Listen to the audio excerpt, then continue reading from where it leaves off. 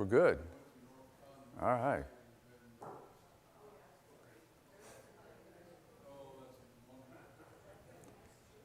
Well, good morning. How are y'all? Yeah, I know that feeling. Well, we're going to be studying out of John and Luke. The first part of it's out of John, and where Christ is speaking. So, as I said, this is about the last maybe 6 months of his time on earth. He's got about 2.5 years underneath his belt as far as his ministry. And so it's coming to the end. So he's getting a little bit more frank as far as what he's doing, why he's doing, and where it's going. So the first part about it is he compares shepherds. And this is as he's down in Jerusalem. It's after the Feast of the Tabernacles, and this is a discussion he has while he's still in Jerusalem, which is getting a lot of people's attention. So, truly, truly, I say to you, the one who does not enter the door into the fold of the sheep, but climbs some other way, he is a thief and a robber. But the one who enters by the door is the shepherd of the sheep. To him the doorkeeper opens, and the sheep listen to his voice, and he calls his own sheep by his name and leads them out. So what's a sheepfold? Where's the door?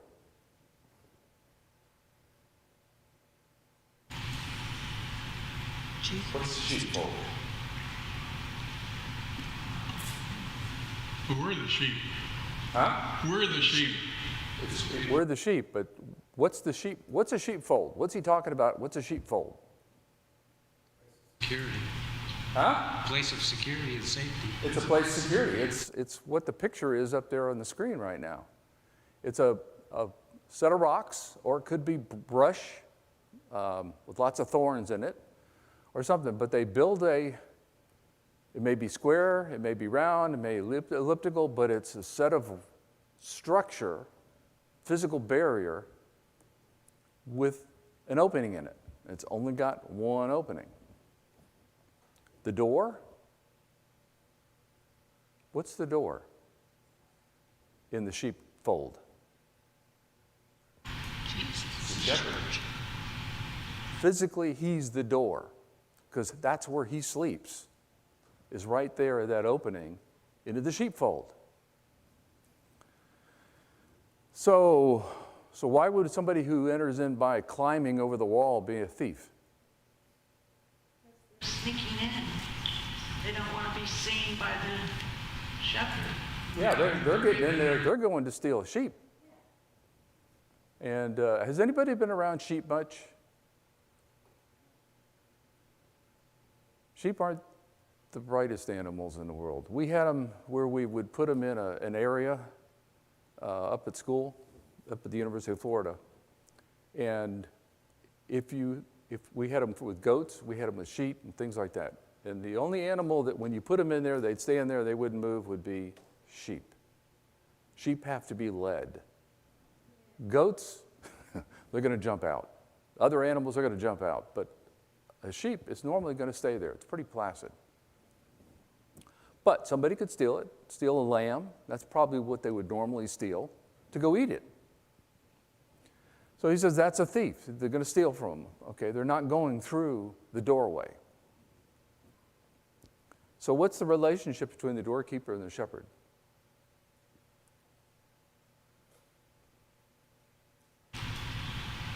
It's the same thing. The same, yeah, pretty much. The doorkeeper and the shepherd is the doorkeeper for the sheep. What's the relationship between the sheep and the shepherd? The sheep. Huh?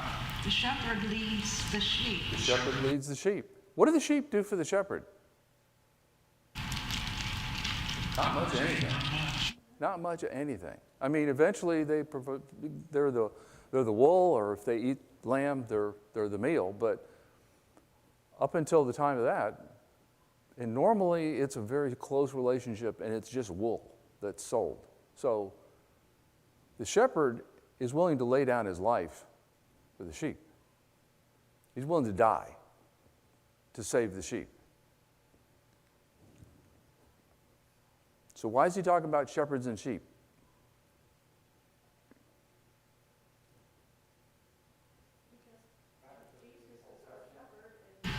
And we are the sheep. I didn't understand. You got it right. That's what he's doing. Paul, you were going to say something? I said, to me, it's referring back to the Old Testament. The Lord is our ultimate shepherd. Yeah, that's when, of course, when David's Lord's Prayer, the Lord is my shepherd, I shall not want. Okay, where it starts out. He's talking about it so they understand. He's graphically illustrating what he is and what the people are. Are they getting it? No, not at this point. When he puts all his own sheep outside, he goes ahead of them, and the sheep follow him because they know his voice. However, a stranger they simply will not follow, but will flee from him because they do not know the voice of the strangers. Jesus told them this figure of speech, but they did not understand what the things which he was saying to them meant. So again, they're stuck in, well, let's literally take what you're saying. And he was speaking more from a figure of speech to illustrate what the relationship between him and them was. So who do they belong to and why?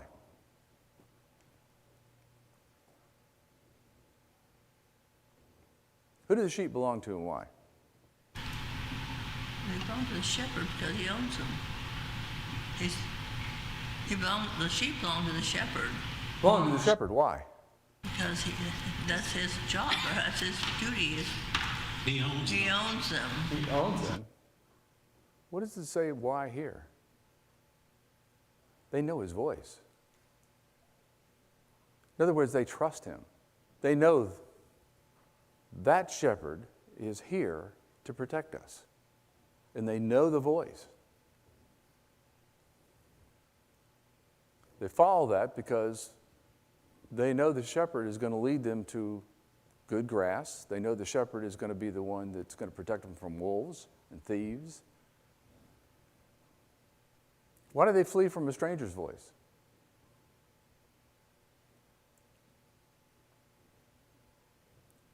unfamiliar. They're just Danger. Yeah. What'd you say, Paul? Unfamiliar. Unfamiliar, yeah. We don't know who this is. We don't know if they're going to take care of us. We don't know what they're going to do to us.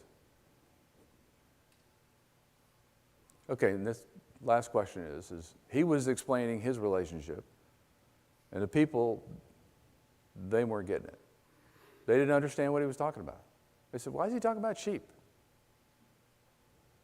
They were literal.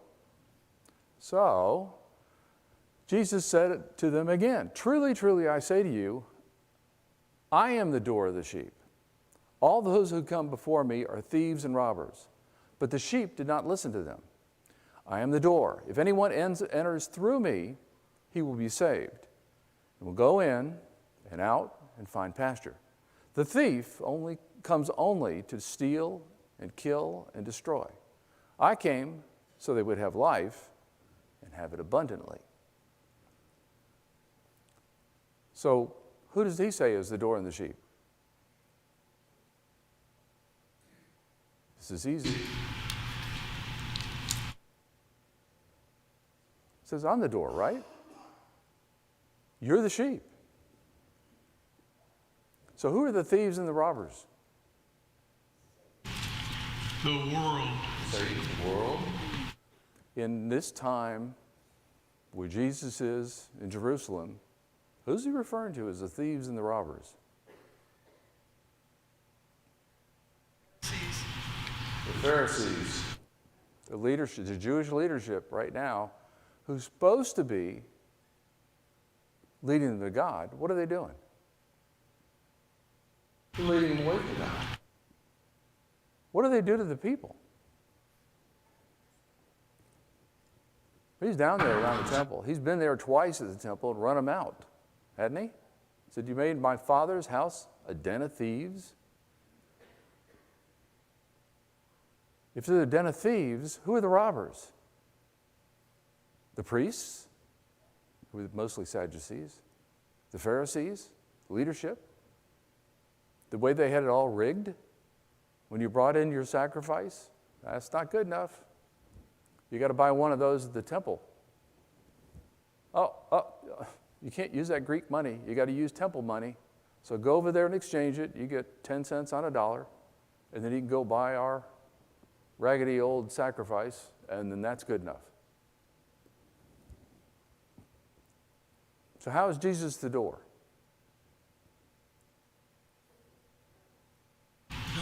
Does we go through him? He's the only way through.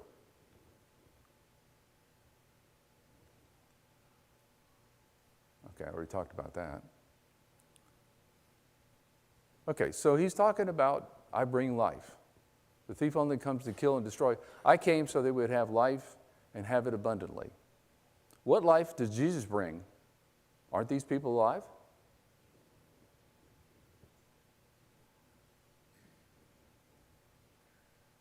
Talking about eternal life. He's talking about spiritual life, isn't he? Later on, they talk about deaths, right? Talk about the first death, the second death. And the second death has no power of the first death. The first death would be separation from God. I like the way Don Page explained that once. When you take the word death and make it separation, the first death is separation from God. The second death is separation from this realm to the next. The life he's talking about is spiritual life. And this crowd has already demonstrated they don't take things very deep. They're very, very literal as far as their interpretation. So I'm not sure they were still following at this particular point. I am the good shepherd. The good shepherd lays down his life for the sheep. He who is hired hand and is not a shepherd, who is not the owner of the sheep, sees the wolf coming and leaves the sheep and flees. And the wolf snatches them and scatters the flock. He flees because he is a hired hand. He does not care about the sheep. I am the good shepherd, and I know my own, and my own know me. Just as the Father knows me, and I know the Father, and I lay down my life for the sheep.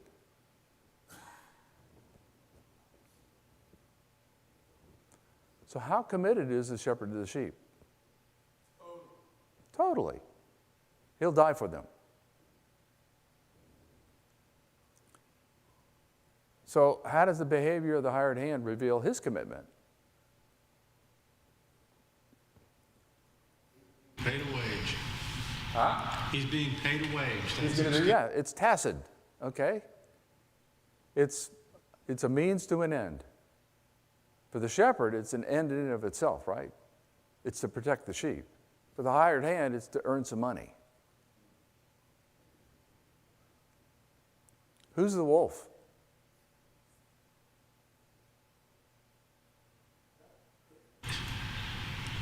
Isn't that often a phrase used to identify false teachers? Yes, it did in the New Testament. They said to those that come in wolves' clothing. But the wolves here would be the ones who are taking advantage of the people spiritually. Okay? You have the hired hand. Who was a hired hand in this one, as far as in Jesus' day? You think any of the Sadducees or the Pharisees would be willing to die for the poor? No. No. They're the hired hand. The wolf would be Satan, snatching people away from God. In this particular one, and what Paul talked about would be false teachers in the New Testament it's referring to. But I believe right here where he's talking about it, or Christ is talking about, the wolf would be Satan. It would be those that are being pulled away from God, and those that are supposedly there to help protect them and keep them from being torn away from God aren't doing their job. What does Jesus mean by knowing someone?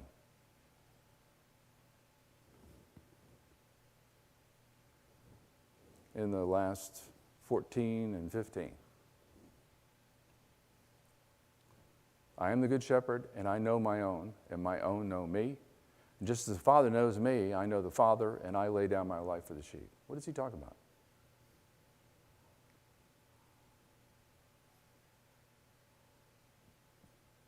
It's 2.5 years into his ministry. He knows the people that believe in him, Jesus. So those are his people. He knows them. They know him. And they're following him. Yes, that's basically what I was trying to say, but it didn't come out right. But just like he knows his Father, and his Father knows him, when they say no, they mean believe in or you know what I'm saying. Yeah, he knows his Father, and his Father knows him. There's no doubt. There's no questions. yeah. If he'd have said this at the beginning of his ministry, it wouldn't have meant that much to anyone. But it's been 2.5 years. He's healed thousands of people, okay? But he's done what he came to do. Came to really do two things. To bring the truth, so people understood the truth, because the truth wasn't evident to them because it wasn't taught. The second thing he came to do was to die, to be a sacrifice, be the perfect sacrifice. These people have seen for 2.5 years the sacrifice he's made to do things for them, and the truth and the clarity he's brought to God's word over the past 2.5 years. So now they know him, and they trust him because they can say, you tell us the truth. You explain it in a way we've never heard it explained in our entire life. And you've healed people. All these things, you've cast out demons, you've healed the lame, you've healed the blind, you've healed the deaf. You've done all those things for us, and you've never asked for anything in return. And that is so opposite to the way society is now and then. Christ was in it for what he could do for us, not what he could do for himself. And that was the big difference. They knew that about him because they'd seen it. And you see the relationship, if you know me, then you know my Father. And I have other sheep that are not of this fold. I must bring them also. And they will listen to my voice, and they will become one flock with one shepherd. For this reason the Father loves me, because I lay down my life so that I may take it back. No one has taken it away from me, but I will lay it down on my own. I have authority to lay it down, and I have authority to take it back. This commandment I received from my Father. So again, this is again in the October-November time frame. In the April time frame is when he's going to be killed. That's when they're going to kill him. So it's close. So he's being more frank about what's coming up. Who are the other sheep? Gentiles, yeah. And I don't know whether that raised some eyebrows when he was talking about it, to say, who's he talking about? Or did they figure out the other sheep are the Gentiles? Because the Jewish mindset, and you saw this between Peter and Paul, right? When Peter went and separated himself away from the Gentiles that were in Antioch, and Paul confronted him and said, you can't do that. They're Christians. We're all Christians together. The Jewish mind said, we're God's chosen people, not knowing what they were chosen for. They were chosen to bring the Savior. They weren't chosen to be exclusively for God. So this is the other flock. This is the rest of the people. And we have situations where people who are not Jews that were blessed by God, don't we, in the Bible? They're in the lineage of Christ. Yeah, they're in the lineage, yeah. One of the ones that stands out in my mind would be Nebuchadnezzar. Nebuchadnezzar was blessed to God. And as soon as he said, oh, look at all the things I did, what God did to him? Gave him a lesson. Made him like the animals and the beasts of the field, eat grass, everything else. And when he recognized God and said, This came from God, didn't come from me. God restored him. So he's had relationships. Nebuchadnezzar was part of the other sheep. We're the other sheep. Do you think the crowd knew he was talking about the Gentiles? Don't think so. This crowd hasn't been following him too well all along in this discussion, so they may not have gotten it. Why does the Father love the Son?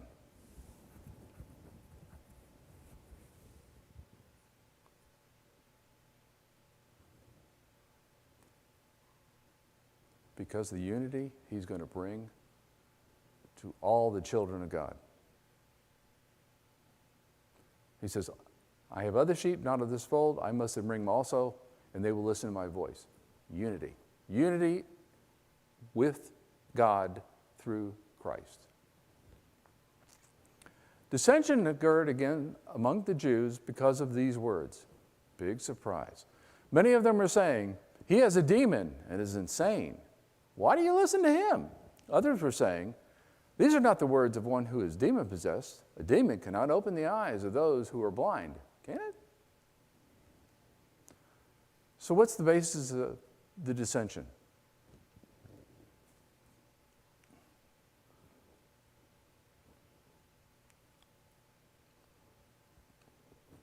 Don't listen to him.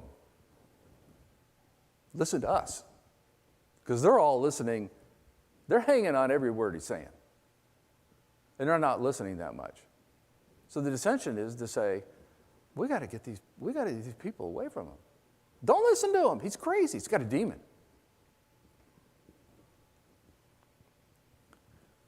And they had a paradox, didn't they? They wanted to dismiss the miracles. But what's incompatible with that?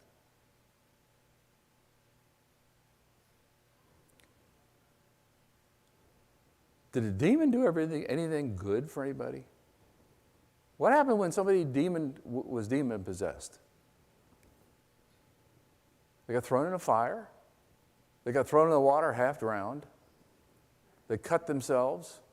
All those kinds of things. And none of these things happened with these miracles. So what's incompatible is to say, he's got a demon. Wait a minute, he did all that good. And Christ talked about it. He says, a house divided against itself, it can't stand. So he's talking about it. He says, you don't understand. Their argument wasn't a good argument because they were arguing just to throw stuff out. They were just seeing they were throwing stuff at the wall and seeing what was going to stick. Just to get the people not to listen to him. Don't listen to him. And they were enthralled by what he said. So, this is into Luke. Jesus sends out the 72. Now after this, the Lord appointed 72 others and sent them in pairs ahead of him to every city and place where he himself was going to come. And he was saying to them, the harvest is plentiful, but the laborers are few. Therefore, plead with the Lord of the harvest to send out laborers into his harvest. So where did Jesus draw the 72 from?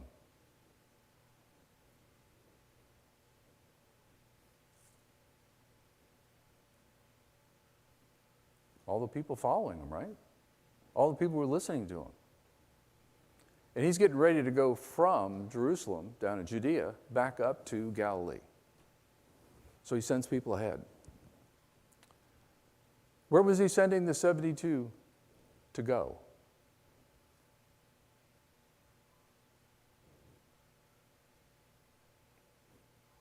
What could they be kind of considered? He sent them ahead of him. Ahead of him to the cities that he was going to. It could almost be considered heralds, couldn't they? But they're more than that. Who's the Lord of the harvest?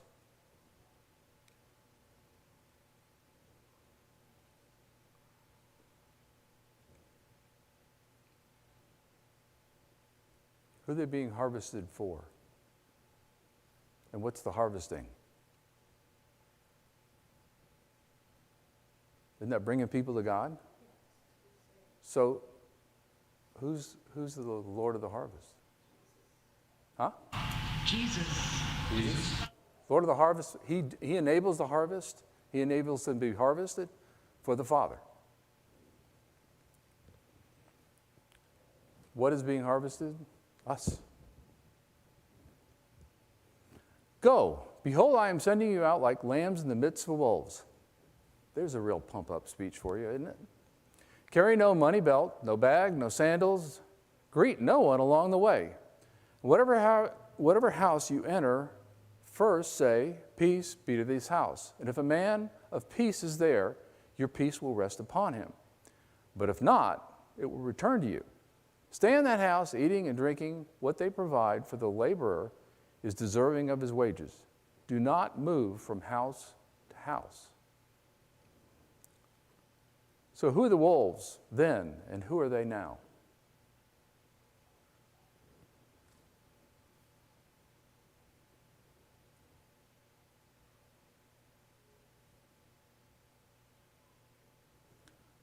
Those that would go to the point of killing you to stop what you're doing? Those who were against God? Still have them today?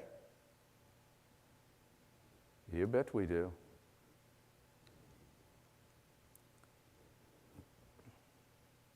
How did he send them out?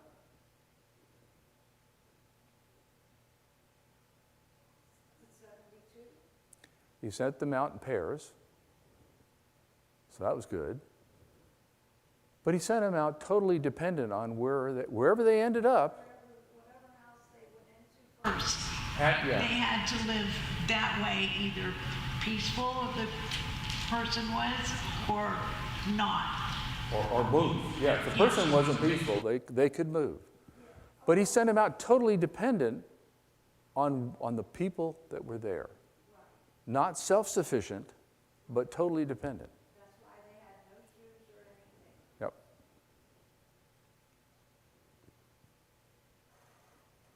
So why would he send them out to say, okay, the first house you find peace, stay there? Why do you say, don't move from house to house? Get a worse house. Well, it might be. I don't know that. It's an idea. It doesn't say, so there's no really wrong answer. You go in a house and it's peaceful, why go into 10 more houses and find out that they're not? Well, that may be. I would assume that. What could there end up being a competition between people in the town and fighting between and the people in the town to say, I want them to stay at my house. Well, I want them to stay at my house. And they're looking for that prestige to have the prophet of God staying in their house. And he says, don't do that. Don't start that. Don't start moving around based on who gives you the best meal and the best place to stay. You're there to prepare the way for me. That's why you're there. Go to the first house you find peace, stay there. Don't cause that drama, all that turmoil. Whatever city you enter and they receive you, eat what is served to you, and heal those in it who are sick, and say to them, the kingdom of God has come near to you. But whatever city you enter and they do not receive you, go out into its streets and say, even the dust of your city, which clings to our feet, we wipe off in protest against you. Yet, be sure of this, that the kingdom of God has come near. I say to you, it will be more tolerable on that day for Sodom than for that city. So what are they to do in the cities that accept them?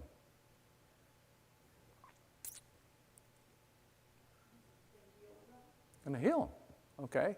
So when he sent them out with the Spirit to heal.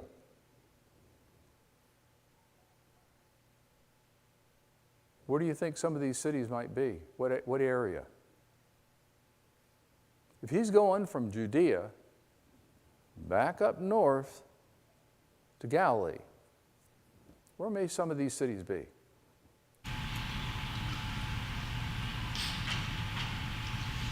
What's between Judea and Galilee? What kind of country? Samaria. How did they feel about Samaria?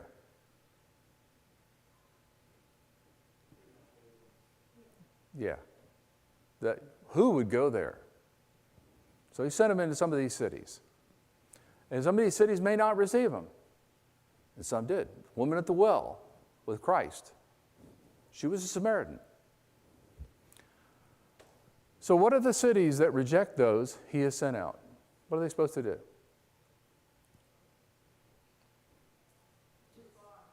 Off your feet, move on. Yep. Wipe the dust and tell them what you're doing. Okay? It'd be better for this city, it'd be better for Sodom than what's going to happen to this city. Something they all should have understood. So, woe to Chorazin, woe to Bethesda, for if the miracles had occurred in you that had occurred in Tyre and Sidon, they would have repented long ago, sitting in sackcloth and in ashes. So, where are Chorazin and Bethesda, and how frequently would he have been in and around them? So, in this map, there's Chorazin, there's Bethesda, there's the Sea of Galilee, and right over here, about here, is Nazareth. So how many times would he have been in and around them with the miracles and everything else? A bunch is a good answer. We don't know how many times, but that's where he lived. That's where he spent a large portion of his ministry, was in and around the Sea of Galilee, which is a great big lake. And you can see the cities all the way around there. The reason the cities are around there is because there's an industry. It's a fishing industry. And so he spent a lot of his time up in and around that region. We talk about Capernaum, but you have that Tiberias. We've talked about all those particular areas. Gerasenes is down in the southeast portion of it. So all those are all around the Sea of Galilee. And that's where he did a lot of his preaching and everything like that. They've seen what he'd done. Okay? So, did I ask it? Yeah. They've seen at Chorazin, they've seen at Bethesda, the miracles.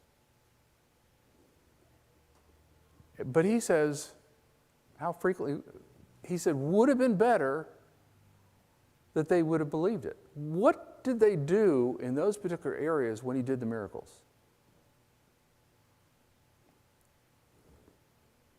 That's all they saw. It didn't go to the next thing to say, we believe in him, we believe in his word. They just said, do some more miracles. Do some more good stuff. We want to see that. I got more people that need to be healed. When he was in Capernaum, I'm going to talk about Capernaum in a minute. When he was in Capernaum, he healed a bunch of people. He healed Peter's mother-in-law while he was there. And then he went out early in the morning in some other area. And all the people were starting to bring people in that were sick and they needed to be healed and like that. And the disciples came to him and said, there's a bunch of people. They're lining up outside the door. We need to get back there. He says, we're going to go to another city. Why? They weren't there for the word. They were just there to get healed. They wanted to be healed physically, but they weren't being interested in being healed spiritually. He came to heal spiritually. So why is the comparison to Tyre and Sidon? What are they like?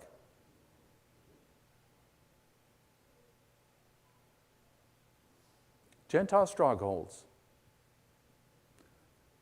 The only thing that I could pull out with Tyre and Sidon was when he was looking to rest for a while. And he went to Tyre and Sidon and figured, nobody will know who I am.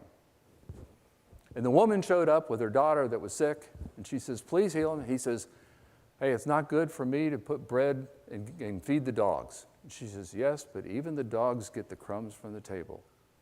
And he healed her daughter.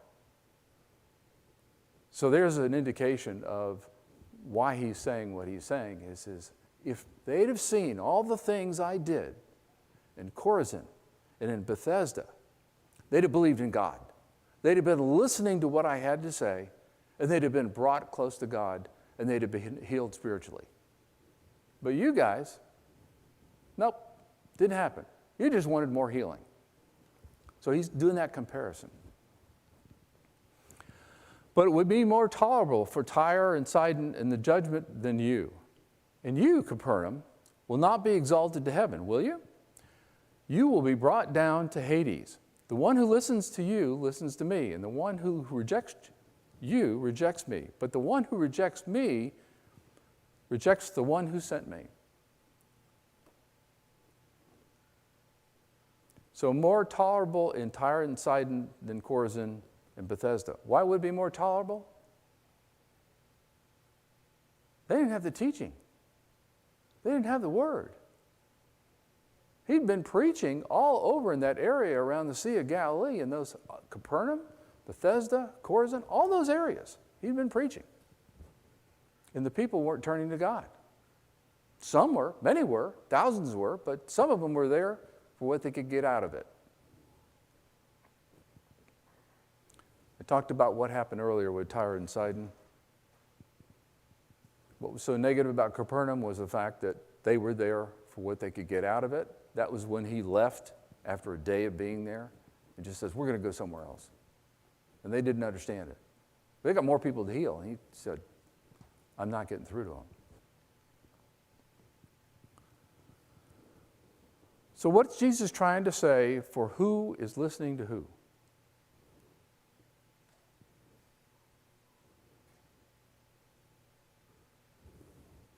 May have been who is listening to whom, I'm not sure.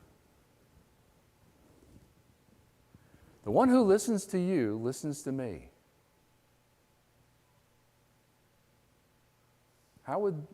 Who's the one listening to them that listens to Jesus? The Father. Those of you that are praying to God, you listen to Him. You listen to me. If you listen to me, you're listening to Him. It's the same thing. He's trying to get the point. And if you reject me, the one who rejects you rejects me.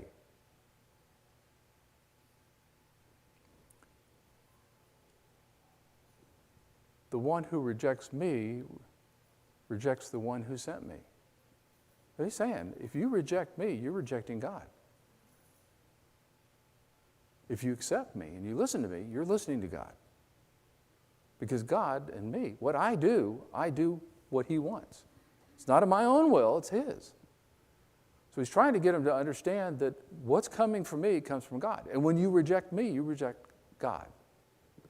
But when you accept me, you do accept God.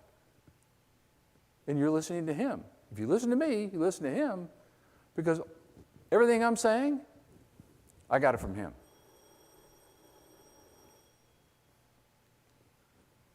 So the 72 return. Doubt I'll get this done in 5 minutes, but I could. Now, the 72 returned with joy, saying, Lord, even the demons are subject to us in your name. And He said to them, I watched Satan fall from heaven like lightning. Behold, I have given you authority to walk on snakes and scorpions, and authority over all the power of the enemy, and nothing will injure you. Nevertheless, do not rejoice in this, that the spirits are subject to you, but rejoice that your names are recorded in heaven. So what's different in the message the 72 had when they returned versus what was in 12, verse 12? When the 12 were, not verse 12, when the 12 were sent out. Remember when He sent the 12 out? And there was something they had a problem with. Remember? He said, we couldn't do this. What was it they couldn't do?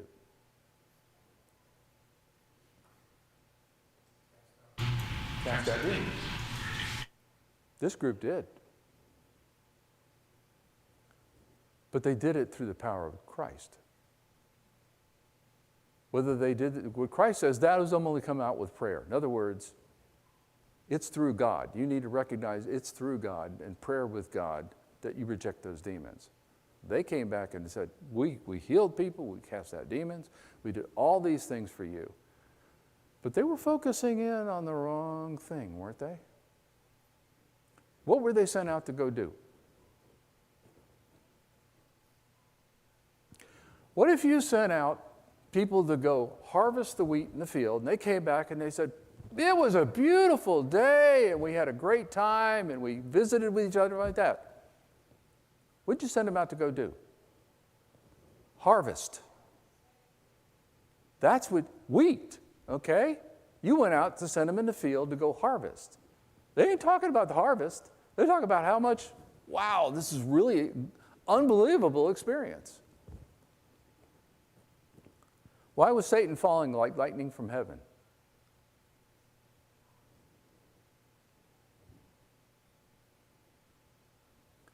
His power to deceive, his power to control through the demons was just going away. And the power of God was being asserted. So what were the 72 protected against, and what were they really not protected against? What were they protected against?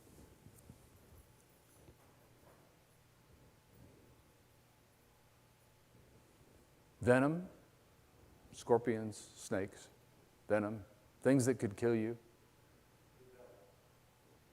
The devil.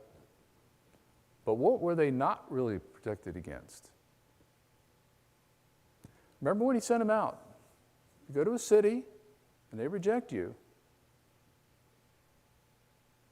What might they have done if they'd have stayed there? Stoned them? Killed them. Okay? So that was part of the message that he sent them out with. He says, you go there, if it's peace and you're accepted, go ahead and do it. If not, tell them the kingdom of God is coming, it's near. And by being it's near, it's about 6 months away, maybe 7 months away from being opened. So it's near.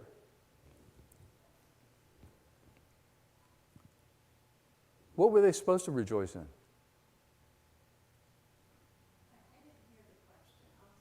What were the 72 and us, what were they supposed to rejoice in? They were supposed to let them know that Jesus is on his way. Well, that was the message.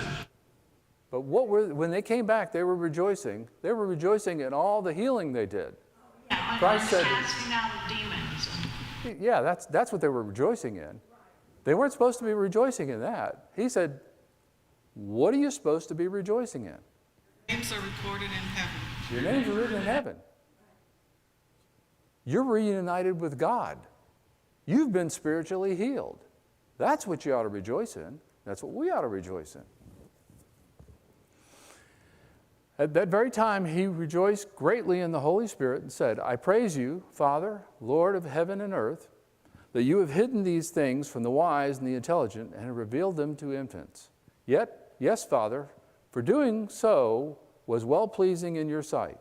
All things have been handed over to me by my Father, and no one knows who the Son is except the Father, and who the Father is except the Son, and anyone to whom the Son determines to reveal him. What's the paradox he's revealing?